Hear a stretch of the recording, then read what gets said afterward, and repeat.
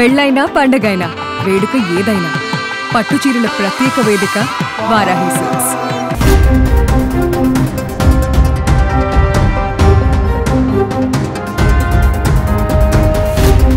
అది ఎన్ని కోట్ల వరకు దోపిడీ జరుగుండొచ్చు భాను ప్రకాష్ గారు? అంటే అమెరికన్ డాలర్ సింగిల్ నోట్ 100 ఉంటుంది డినామినేషన్. అట్లాంటివి 112 నోట్లు దొంగలిచ్చారు. ఆస్తుల విలువ ఎంత తెలుసా? Register value 1,40,00,000 register value. Market value దాదాపు కోట్ల పైన. ఆ రోజు ఉన్నటువంటి టీటీడీలో కొందరు అధికారుల దగ్గర నుంచి ఆడేపల్లి ప్యాలెస్ లో కొందరు అధికారుల వరకు పరకామణిలో పంపకాలు జరిగాయని చెప్పి భక్తులు ఆరోపిస్తున్నారు. కానీ వీళ్ళు వెళ్ళేటప్పుడు చెక్ చేయరా అండి? నాకు అనుమానం ఉంది, ఇది రవికుమార్తో పాటు ఒక ముఠా మారి ఉందేమో నాకు అనుమానం. నా తల నరికినా సరే నా మొండెం పోయి అక్కడ జరుగుతున్నట్టు అవినీతిని అడ్డుకుంటుంది. Hi hello, welcome to Suman TV. నేను మీ రోషన్. కొన్ని కోట్ల మంది కలియుగ ప్రత్యక్ష దైవంలా భావించే వెంకటేశ్వర స్వామి ఖజానాపై కన్నేసిన కొంతమంది ప్రముఖులు అనకూడదు, పాపిస్టులు అని చెప్పుకోవాలి. సో అలాంటి వారి మీద యుద్ధం చేస్తున్న బీజేపీ సీనియర్ నాయకుడు, TTD board member Bhanu Prakash గారు మనతో పాటు ఉన్నారు. ఆయనతో మాట్లాడదాం. నమస్తే భాను ప్రకాష్ గారు. నమస్తే గోవింద. సో పరకామణి ఈ పేరు వినగానే చాలా మందికి ఒక పవిత్రత. ప్రతి ఒక్కళ్ళం కూడా దేవదర్శనం అయిపోయిన తర్వాత అది చూసుకుంటూ వెళ్తాం. ఆ గ్లాస్ డోర్లో నుంచి ఎంత అదృష్టం అక్కడ ఉన్న వ్యక్తులకి. అంటే దేవుడు ఉండిలో వేసిన డబ్బు దేవుడికే సొంతం, ఇంకా ఆయన ప్రాపర్టీ అది.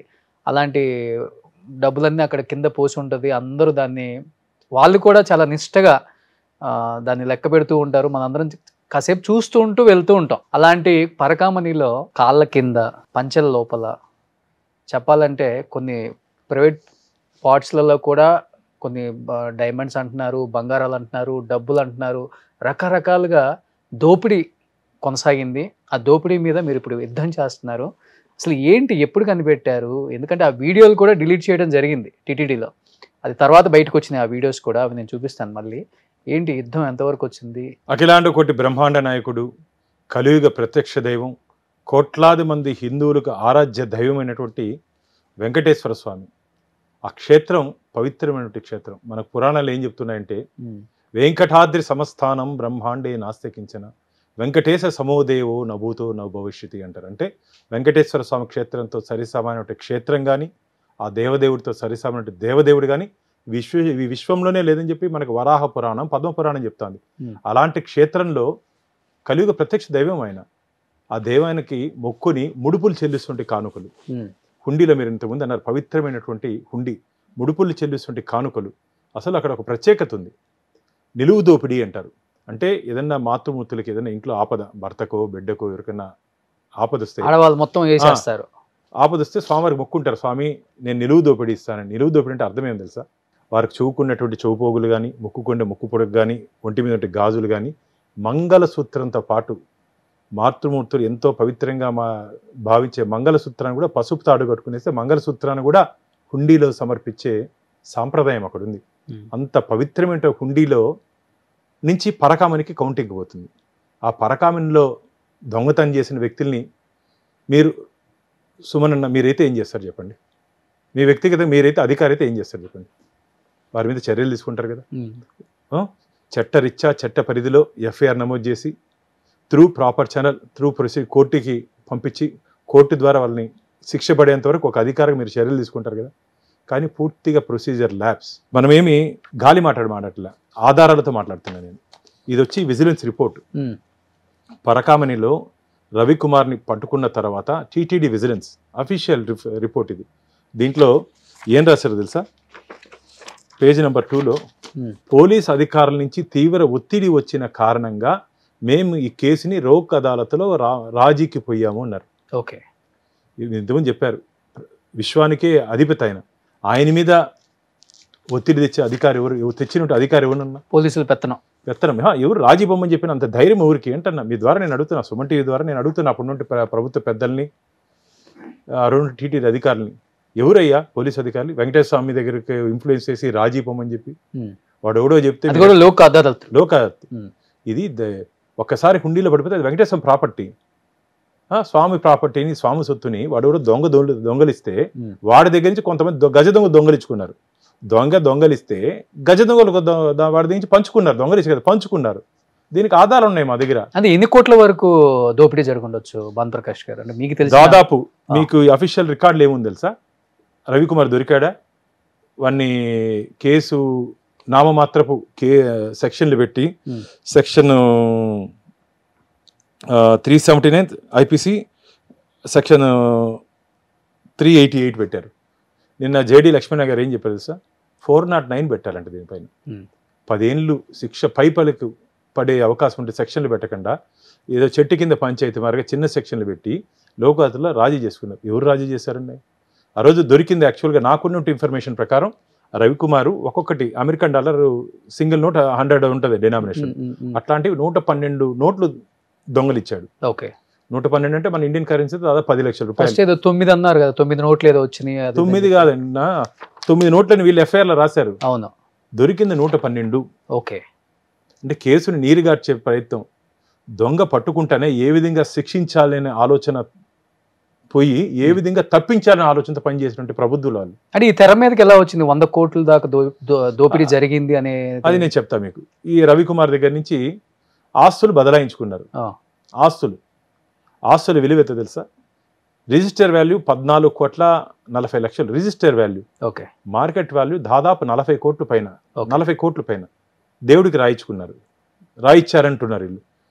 అసలు రవికుమార్ దగ్గర 40 కోట్లు ఉందా, 100 కోట్లు ఉందా, 200 కోట్లు ఉందా, 300 కోట్లు ఉందా, 400 కోట్లు ఉందా? 40 కోట్లు రాయిచ్చి మిగతాదంతా ఆ రోజు ఉన్నటువంటి టీటీడీలో ఉంటే కొందరు అధికారుల దగ్గర నుంచి తాడేపల్లి ప్యాలెస్లో ఉంటే కొందరు అధికారుల వరకు పరకామణిలో పంపకాలు జరిగాయని చెప్పి భక్తులు ఆరోపిస్తున్నారు. భక్తులు అందుకనే నేను ఈ కేసుని మొట్టమొదటి ధర్మకర్తల మండలి సమావేశంలో ఈ అంశాన్ని నేను లేవనెత్తడం జరిగింది. మొట్టమొదటి ధర్మకర్తల మండలి ఆ రోజు మా ఈవో గారు ఏమన్నారంటే, స్టేట్ విజిలెన్స్ అండ్ ఎన్ఫోర్స్మెంట్ దీని మీద ఎంక్వైరీ చేసింది కాబట్టి ఆ రిపోర్ట్ ముఖ్యమంత్రి గారికి ఇచ్చింది కాబట్టి ఆ రిపోర్ట్ వచ్చిన తర్వాత మనం చర్యలు తీసుకుంటామని చెప్పారు. ప్యారలల్ గా ఈ తెలివైన వాళ్ళు ఏం చేస్తారంటే, లోక్ అదాలత్ ఒకసారి రాజీ అయితే ఆ కేసును రీఓపెన్ చేసే అధికారం మనకు ఉండదన్న. హైకోర్టు నుంచి రావాల్సిందే. కాబట్టి ఈ పరకామణి అంశం 1 సంవత్సరం నుంచి మనం పోరాటం చేస్తుంది. ఎందుకంటే సున్నితమైన అంశం కాబట్టి మా పార్టీ పెద్దలతో అంతా మాట్లాడి వ్యక్తిగతంగా నేనే కోర్టుకు పోవాలంటే ధర్మకర్తల మండలి సభ్యుడిగా పోయే అవకాశాలు చాలా తక్కువ అని చెప్పారు. నేను చెప్పా పోయే అవకాశం లేకపోతే నేను కాబట్టి ధర్మకర్తల మండలి సభ్యుడిగా తప్పుకొని వెంకటేశ్వర భక్తుడిగా పోరాటం చేశానని చెప్పాను నేను. ఎందుకంటే నాకు అక్కడ జరిగిన అన్యాయాలు ధర్మకర్తల మండలి సభ్యుడిగా ఉండి న్యాయం చేయకపోతే ఎందుకన్నా చెప్పండి. అవును, కాబట్టి స్వామివారి దాదాపు 25 సంవత్సరాల నుంచి చాలా వాటి మీద పోరాడారు మీరు. అంటే స్వామివారికి సంబంధించిన అంటే చిన్నది ఒక పాట వచ్చినా కానీ లాస్ట్ టైం తమిళ సినిమాలో కూడా చాలా ఫైట్ చేశారు. అంటే చిన్నవి స్వామిని కొంచెం ఏదన్నా తగ్గించి లేకపోతే కించపరిచి మాట్లాడే వ్యక్తుల మీద కూడా మీరు ఉక్కుపాదం మోపారు. ఖచ్చితంగా టీటీడీ పవిత్రత కాపాడాల్సిన నైతిక బాధ్యత మనందరి మీద ఉంది. నేను చాలా సందర్భాల్లో చెప్తా, వెంకటేశ్వర స్వామి ముందు జై విజయులు ఉంటారు, వారి ముందు గరుత్మంతుడు ఉంటాడు. గరుత్మంతుడికి జై విజయులకి ముందు నేనున్నాను. ఏదైనా అవినీతి అక్రమాలు జరిగితే నాకు అక్కడ ఉన్నతాధికారుల నుంచి కింద వరకు సిబ్బంది విత్ ఎవిడెన్స్ నాకు వస్తుంది. మీరు ఇంతకుముందు చెప్పారు ఆ విజువల్స్ సీసీటీవీ రవికుమార్ ఇక్కడ ప్లే చేయండి ఒకసారి సుబ్బు.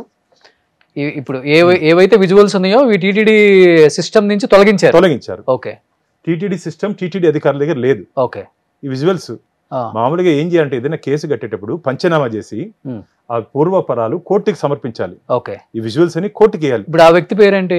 భానుప్రకాష్ గారు ఆయన వ్యక్తి పేరు రవికుమార్. అతనే చూడండి ఎంత కట్ట కాళ్ళ కింద దాదాపు 112 నోట్లు. అవి 112 నోట్లు దొంగలిచ్చి లోపల పెట్టుకుంటే వాళ్ళు కోర్టుకి పంపించకుండా ప్రైవేట్ గెస్ట్ హౌస్ లో పంచాయతీ చేస్తారు. తెలుసా మీకు? గెస్ట్ హౌస్ లో పంచాయతీ ఇతను ఆస్తుల విలువ 100 కోట్లు.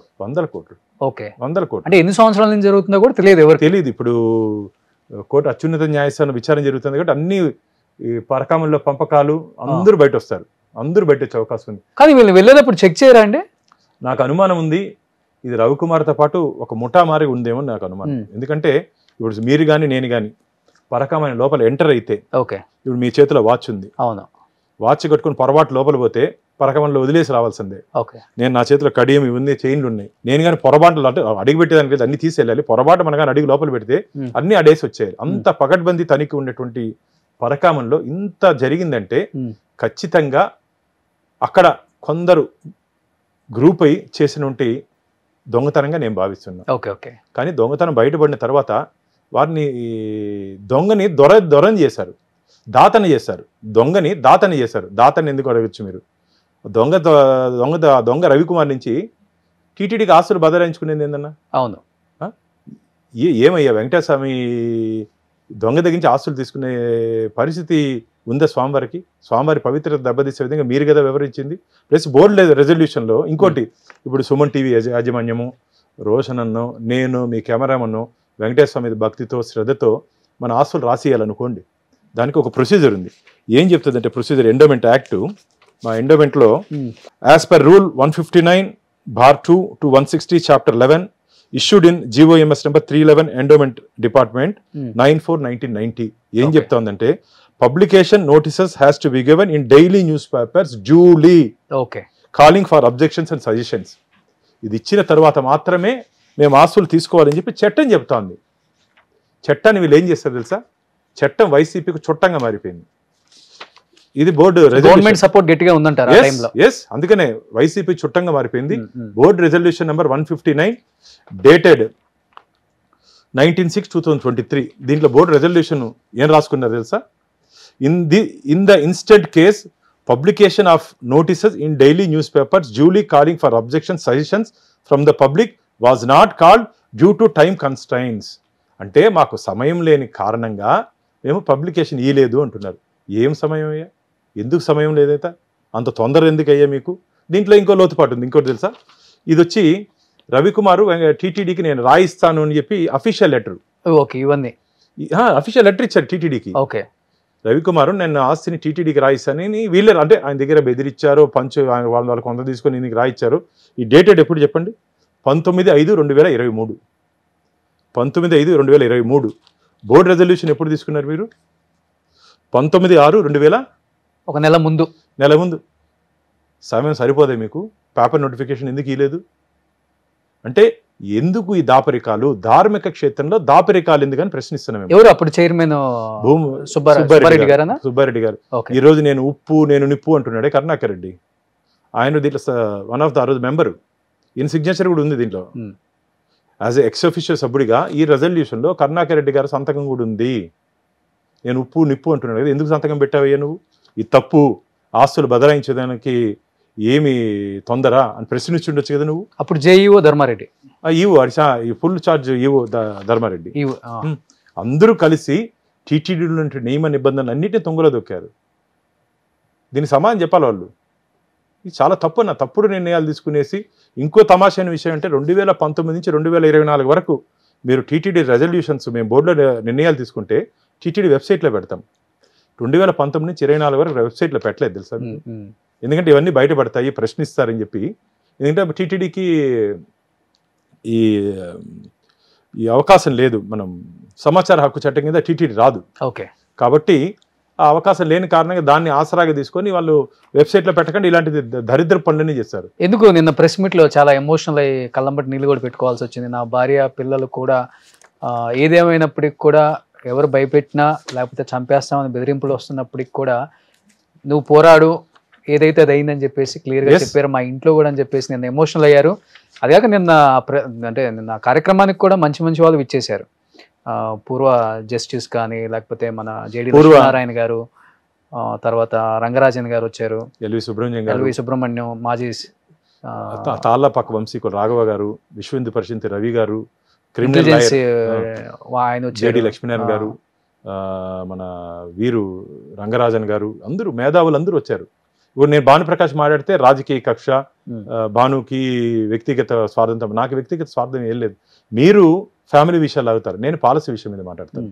అంటే ఎవరైనా చంపేస్తామని బెదిరిస్తున్నారా? ఈ కేసుని వెనక్కి తీసుకో, ఎందుకు ఎమోషనల్ అయ్యారు? కళ్ళమ్మటి నీళ్లు పెట్టుకున్న పరిస్థితుల్లో ఫస్ట్ టైం మిమ్మల్ని చూడటం. అంటే నేను నా రాజకీయ దాదాపు 20 సంవత్సరాలుగా నేను 1990 నుంచి రాజకీయాల్లో ఉన్నా. నేను ఏ రోజు ఒత్తిడికి లోను కాలే, ఏ రోజు ఎవరికి భయపడ్డా. నిన్న కూడా అది భయపడి వచ్చినట్టు కాదు.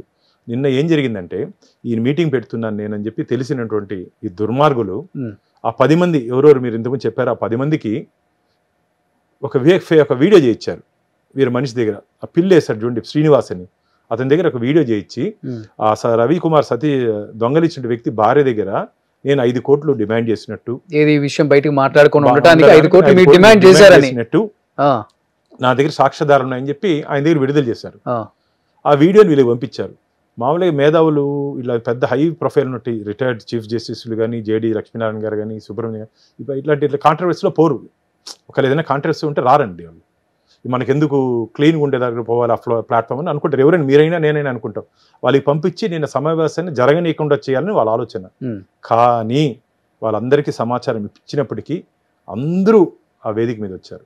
ఓకే, వాళ్ళందరూ మాట్లాడిన తర్వాత నేను మాట్లాడాను. అప్పుడు నాకు సంతోషం వేసింది. నేను కాదు, నాతో పాటు ఇంతమంది వెంకటేశ్వర స్వామి ఆస్తులు పరిరక్షించేదానికి, ఆ స్వామివారి పవిత్రత కాపాడేదానికి ఇంతమంది ఉన్నారని చెప్పి ఆనందంతో వచ్చినటువంటి ఈ ఆనంద అదే కన్నీళ్ళు అవి. దాన్ని ఒకవేళ మిగతా వాళ్ళు అర్థం చేసుకుంటే నేనైతే భయపడ్డాను. నేను చెప్తున్నా సుమన్ టీవీ ద్వారా ఈ తాటాకు చప్పుళ్ళకి, మీ వీడియోలకి, దీనికి మాటలకి భయపడే వ్యక్తిని కాదు. దాదాపు 20 సంవత్సరాలుగా నేను అక్కడ జరుగుతుంటే అవినీతి అక్రమాల మీద పోరాటం చేస్తున్నా. నా మీద 18 కేసులు పెట్టారు, 1 వారం జైల్లో పెట్టారు. నేను చెప్తున్నా, నా తల నరికినా సరే నా మొండెం పోయి అక్కడ జరుగుతున్నట్టు అవినీతిని అడ్డుకుంటుంది ఖచ్చితంగా. ఎందుకంటే స్వామివారి ఇచ్చినట్టు ప్రాణం ఇది, వెంకటేశ్వర స్వామి పోసినట్టు ప్రాణం, భగవంతుడు పోసినట్టు ప్రాణం. ఆయనకి అన్యాయం జరుగుతుంటే చూసుకుంటూ చేయి కట్టుకొని కూర్చోవాల్సిన అవసరం నాకు లేదు. వాళ్ళు ఏమి చేసినా సరే ఇప్పటికి ఇప్పటికి కూడా వెంకటేశ్వర స్వామి నన్ను ఒక కవచంలా నన్ను కాపాడుతున్నాడు నేను అనుకుంటా. ఎందుకంటే గుండెపోటుని గొడ్డల పోటుకి చేశారు. గుండెపోటుని సొంత బాబాయిని గొడ్డల పోటుకి చేసినట్టు గనులు వాళ్ళు. అంటే నా మిత్రులు చెప్పారు, బాను ఎందుకు అంటే ఎందుకు నీకు ఇంత రిస్క్, ఇది చాలా పెద్దోళ్ళు దీంట్లో ఇన్వాల్వ్ అయి ఉన్నారంటున్నావు, ఏదైనా జరిగితే జరిగితే ఏం పోయింది అంటే పెద్దోళ్ళు కూడా దేవుడు సొమ్ముని దోచుకుందామని చూశారు. కాబట్టి ఎందుకు అంటే నేను చెప్పాను, ఇంట్లో ఈ టాపిక్ వస్తే నా కుటుంబ సభ్యులు, నా బిడ్డ, నా కొడుకు, నా కూతురు కూడా దేవుడి దగ్గర ఎట్టి పరిస్థితులు మనం భయపడాల్సిన అవసరం లేదు. ఏం జరిగినా సరే మనం ముందుకు పోతాం. నా ఆలోచన అదే. నా ఆలోచనతో పాటు వారు కూడా నాతో పాటు కలిసి నడిచారు. నేనే కాదు, చాలామంది ఈరోజు నిన్నటి నుంచి ఆ వీడియో వచ్చిన తర్వాత అన్న మేము ఉన్నాం నీకు తోడు, అక్కడ జరుగుతుంటే అవినీతి అక్రమాల గురించి మాట్లాడు అన్నారు. మామూలుగా వెంకటేశ్వర స్వామి ముందు జై విజయులు ఉంటారు. జయుడు విజయుడు స్వామివారి సెక్యూరిటీ గార్డ్స్. వారి ముందు గరుత్మంతుంటారు స్వామివారి వాహనం. వారి ముందు కాపలా కుక్కగా నేనున్నా. తిరుమల తిరుపతి దేవస్థానాల్లో ఏమాత్రం తప్పు చేయాలని చెప్పి మీకు ఆలోచన వచ్చినా సరే నన్ను దాటుకొని మీరు లోపలికి వెళ్ళాలి. ఒక్కసారి టీటీడీలో నేను ఏదైనా అంశం తీసుకుంటే వెంకటేశ్వర స్వామి చెప్తే తప్ప నేను వినను. వెంకటేశ్వర చెప్తే తప్ప నేను విన్ను. స్వామివారి చెప్పడు, నేను విన్ను. అంశం ఆఖరి వరకు, దాంట్లో ఉన్నటువంటి ఆఖరి వరకు నేను పోరాటం చేస్తూనే ఉంటా. దానివల్ల నాకు ఎంత నష్టం వచ్చినా, ఎంత కష్టం వచ్చినా నేను భరిస్తా. ఎందుకంటే భగవంతుడు నాకు భరోసా, భద్రత వెంకటేశ్వర స్వామి కల్పిస్తాడు. కాబట్టి అక్కడ జరుగుతున్న అన్యాయాల మీద ఖచ్చితంగా నేను పోరాటం చేస్తూనే ఉంటా. ఈరోజు ఇప్పుడే ఒక మంచి శుభవార్త విన్నా. అత్యున్నత న్యాయస్థానం హైకోర్టు ఈ పరకామణి అంశం మీద సిబిసిఐడి ఎంక్వైరీకి ఆదేశాలు జారీ చేస్తూ డిసెంబర్ 2వ తేదీ లోపల పూర్తి నివేదిక కోర్టు ముందు పెట్టమని చెప్పి ఆదేశాలు ఇచ్చారని చెప్పి ఇప్పుడే నేను సోషల్ మీడియాలో చూడడం జరిగింది. ఇది ఖచ్చితంగా ఇప్పటికే ధర్మం సగం వరకు వచ్చేసింది. ఇంకా తొందరలోనే పరకామణిలో పంచుకున్న వ్యక్తులు, సూత్రధారులు, పాత్రధారులు, లబ్ధిదారులు అందరూ జైలుకి వెళ్ళే రోజు దగ్గరలోనే ఉంది. అసలు ఆ దేవుడి జోలికి వెళ్ళిన వాళ్ళు ఎవరు బాగుపడలేదండి. వాస్తవంగా చెప్పాలంటే మనం అప్పటి నుంచి ఇప్పటి వరకు చూస్తూనే ఉన్నాం. ఏదో ఒకటి వాళ్ళ కుటుంబంలోనో, వాళ్ళకో, లేకపోతే వ్యక్తిగతంగానో, లేకపోతే పర్సనల్ లైఫ్లోనో ఎఫెక్ట్ అయ్యారు అందరూ. వాస్తవంగా చూసుకుంటే మనం. బట్ మీరు ఇప్పుడు చంద్రబాబు గారిని ఆల్మోస్ట్ తిరుపతి చాలా టైమ్స్ వచ్చారు కాబట్టి, లేకపోతే పవన్ కళ్యాణ్ గారితోనో డిస్కస్ చేశారా మీరు ఈ విషయం? మోడీ గారితోనో ఈ విషయం నేను చంద్రబాబు నాయుడు గారు మన బ్రహ్మోత్సవాల సందర్భంలో వచ్చినప్పుడు వ్యక్తిగతంగా నేను కలిసి అడిగా, అన్న ఇది కేసులు ఇంతకుముందు చెప్పాను కదా, లోక్ అదాలత్లో ఉంటే హైకోర్టు నుంచి డైరెక్షన్ తెచ్చుకోవాలన్నా, కాబట్టి నేను కోర్టుకి వెళ్ళి, ఎందుకంటే రాష్ట్ర ముఖ్యమంత్రి గారు ఒకసారి వారికి చేయమని చెప్పి మా పార్టీ పెద్దలు చెప్పడం జరిగింది, అందుకని వారి దృష్టికి తీసుకుని వెళ్ళా. వ్యక్తిగతంగా నేను కోర్టుకి వెళ్తానని అంటే వేరే దారి లేదా బాను అన్నాడు. లేదన్నా ఒకసారి మీరు అనుమతిస్తే వెళ్తానంటే గోయే హెడ్ అన్నారు. మీరు కోర్టుకి వెళ్ళి దీని మీద ఫైట్ చేయండి అని చెప్పి ముఖ్యమంత్రి గారు చెప్పడం జరిగింది. లోకేష్ బాబు గారికి చెప్తే, బానన్న ఖచ్చితంగా ఈ విషయంలో ప్రభుత్వం ఎంతవరకు మీకు సపోర్ట్ చేయాలో మేము అంతవరకు ఇస్తాం, పరకామణి నిందితులు ఒక్కరు కూడా తప్పించుకునే దానికి లేదని లోకేష్ బాబు గారు చెప్పారు. మా పార్టీ అధ్యక్షులు మాధవ్ గారితో మాట్లాడా, వారు కూడా అన్నారు, బాను ఖచ్చితంగా నువ్వు ఈ అంశాన్ని ఎంతవరకైనా ముందుకు తీసుకోబో, మనందరం కలిసి ఈ విషయంలో మనం పోరాటం చేస్తామని చెప్పారు. కాబట్టి ఈ అంశాన్ని పరకామని ఒక సెంటిమెంట్ అంశం, భక్తుల కోట్లాది మంది భక్తుల మనోభారత ముడిమెంట్ అంశం. కాబట్టి అక్కడ ఉంటే పవిత్రత కాపాడాల్సిన బాధ్యత మనందరి మీద ఉంది. వాస్తవంగా చెప్పాలంటన్నా ఇప్పుడు పెద్ద గొప్ప గొప్ప వాళ్ళు కూడా స్వామివారికి డైమండ్స్ 10 కోట్లు 20 కోట్లకు సంబంధించినవి కూడా ఇస్తూనే ఉంటారు. లలితా జ్యువెలరీస్ అయినా ఏదో దండ ఇచ్చారు, లేకపోతే బిఫోర్ కూడా మనకి గాలి జనార్దన్ రెడ్డి బంగారు కిరీటం ఇచ్చారు, మీకు గుర్తుంది కదా. ఆ కిరీటం ఇంతవరకు కూడా పెట్టలేదు. ఎందుకు పెట్టలేదు? దొంగ సొత్తు అని. అది అంటే అంత నిబద్ధత దేవుడు సన్నిధిలో ఇచ్చే ఆర్నమెంట్స్ని కూడా అంత భక్తి శ్రద్ధలతో వాళ్ళు దాన్ని మనసులోకి తీసుకొని మైండ్లోకి తీసుకొని ఏది పెట్టాలి ఏది పెట్టకూడదు అని కూడా ఉంటుంది వాళ్ళకి. ఇంకోటి మీరు ఈ విషయంలో మీరు కానీ గమనించినట్టే థెఫ్ట్ని గిఫ్ట్గా మార్చారు. థెఫ్ట్ని గిఫ్ట్గా మార్చారు, దొంగని దాతగా మార్చారు.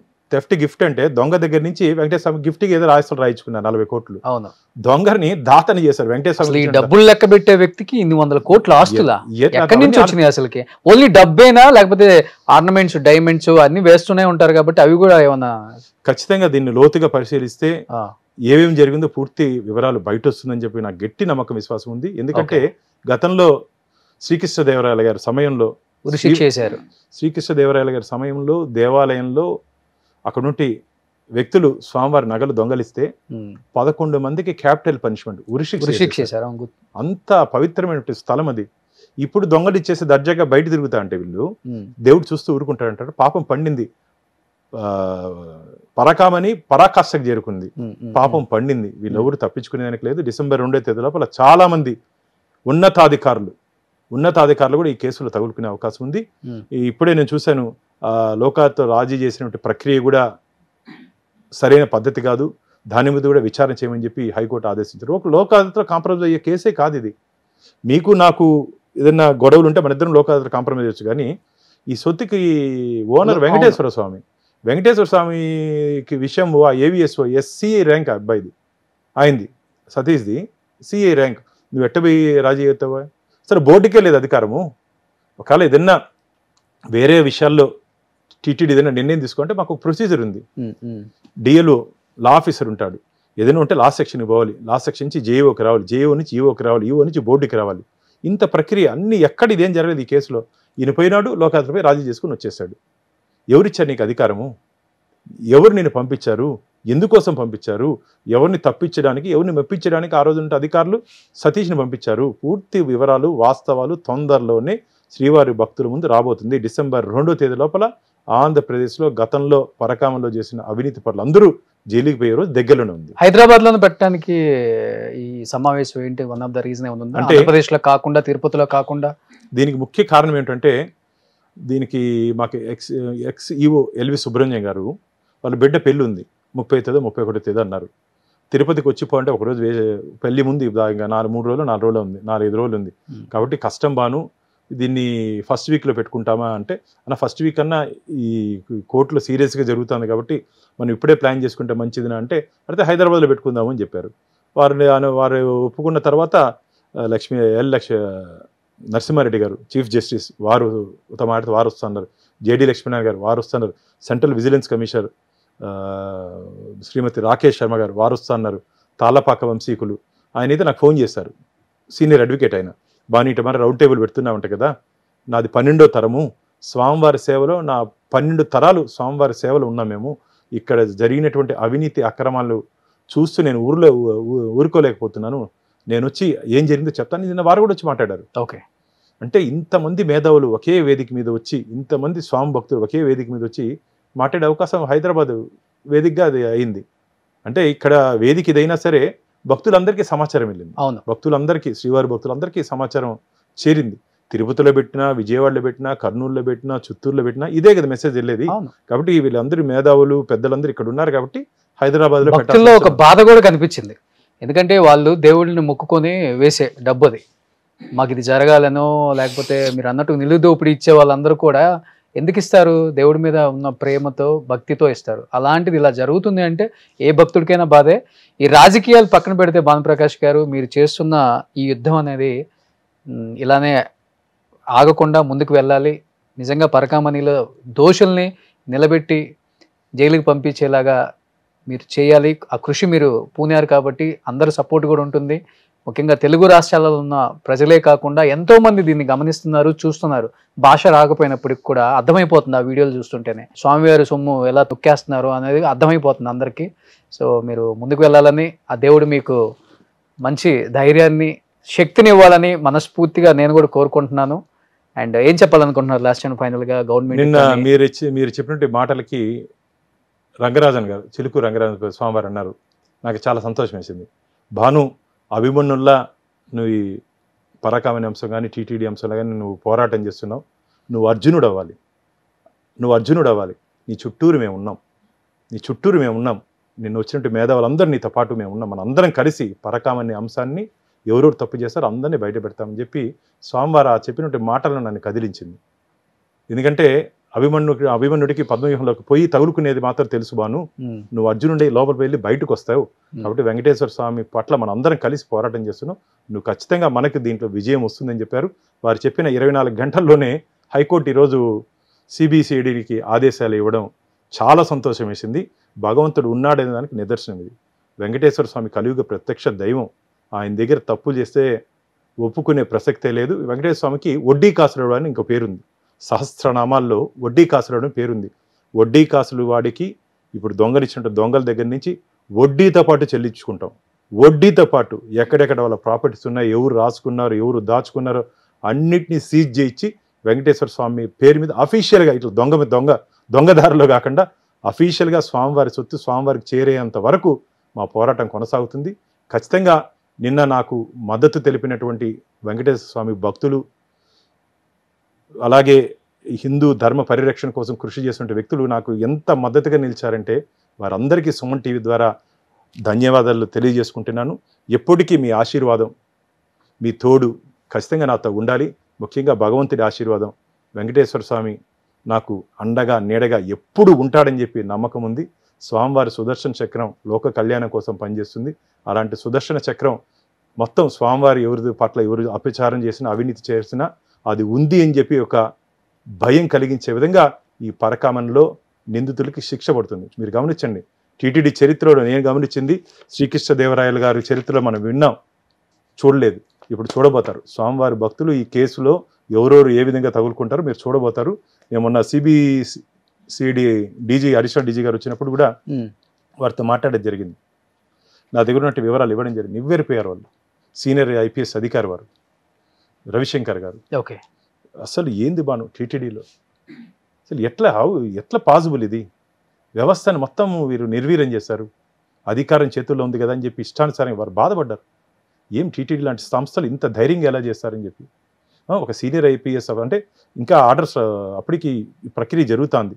ఇప్పుడు సిబిసిఐడికి బాధ్యత ఇచ్చారు కాబట్టి ఆ వైసీపీ ప్రభుత్వం మారికి కాదండి మాది. వైసీపీ ప్రభుత్వం మీకు ఉదాహరణ దీంట్లో పోలీసుల అధికారి నుంచి తీవ్ర ఒత్తిడి వచ్చిన కారణంగా అని చెప్పాను కదా ఈ పేజీలో. అందుకే నేను చాలా సందర్భాల్లో చెప్పడం జరిగింది. ఆ 2019 నుంచి 2024 వరకు ఆంధ్రప్రదేశ్ రాష్ట్రంలో ఐపీసీ సెక్షన్లు పనిచేయలేదు. వైసీపీ సెక్షన్లు పనిచేసిన దానికి నిదర్శనం ఇది. ఇండియన్ పోలీస్ సర్వీస్ని కొందరు అధికారులతో ఇండియన్ పొలిటికల్ సర్వీస్గా మార్చుకున్నారు. ఇండియన్ అడ్మినిస్ట్రేటివ్ సర్వీస్ని ఐఏఎస్ని కొందరిని అధికార పార్టీ సర్వీస్గా మార్చుకున్నారు.